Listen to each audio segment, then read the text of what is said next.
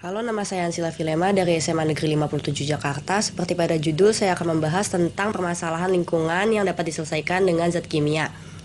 Permasalahannya saya dapatkan ketika 2 hari lalu pelajaran prakarya menggunakan cat minyak. Dan ketika sampai rumah, saya mencucinya hanya dengan air dan itu tidak bisa hilang. Kemudian saya baru ingat kalau misalnya air dan minyak itu tidak dapat bersatu. Akhirnya saya mencoba percobaan ini. Nah, ini dia adalah beberapa alat dan bahan. Pertama adalah botol kosong, botol bekas minuman yang bening ya, seperti pada video ini.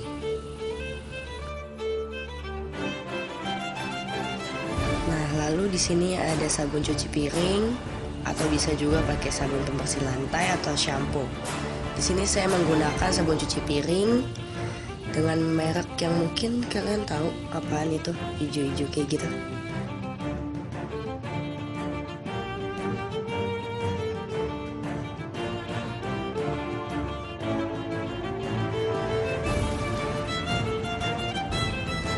Lalu siapkan segelas air putih ya.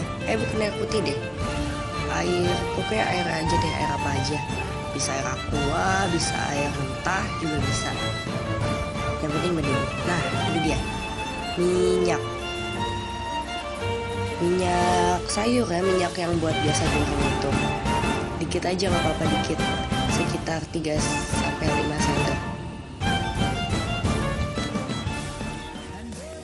Pertama-tama ambil botol kosong, kemudian ambil segelas air, tuangkan air ke dalam botol.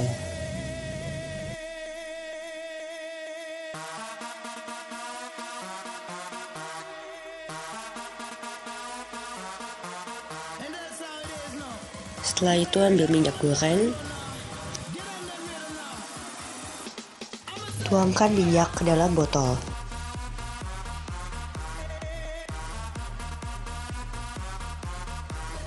Dapat dilihat air dan minyak tidak bersatu.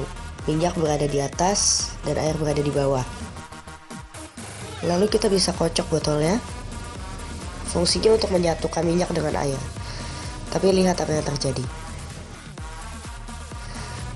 Perlahan-lahan terjadi pemisahan kembali antara minyak dengan air.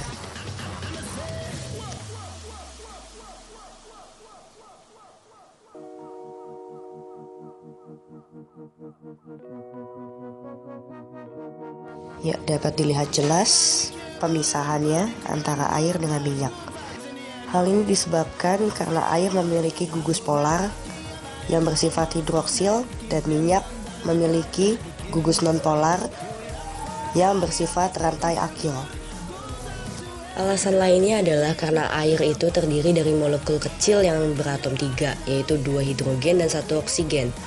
Sedangkan minyak itu terdiri dari molekul besar yaitu hidrogen dan karbon. Setelah itu siapkan sabun cuci piring. Tuangkan sabun cuci piring ke dalam larutan minyak dan air. Menyambung penjelasan sebelumnya, jika suatu zat ingin terlarut dalam air, maka dibutuhkan 1 kutub oksigen dan 1 kutub hidrogen. Sedangkan pada minyak tidak ditemukan satupun kutub oksigen. Setelah memasukkan sabun cuci piring ke dalam larutan air dan minyak, maka bisa dikocok seperti itu. Dapat dilihat bahwa minyak dan air sudah mulai tercampur. Sambil menunggu, saya akan melanjutkan penjelasan sebelumnya. Singkat kata, zat yang dapat larut dalam air tidak mungkin dapat larut dalam minyak. Seperti contoh gula dan garam.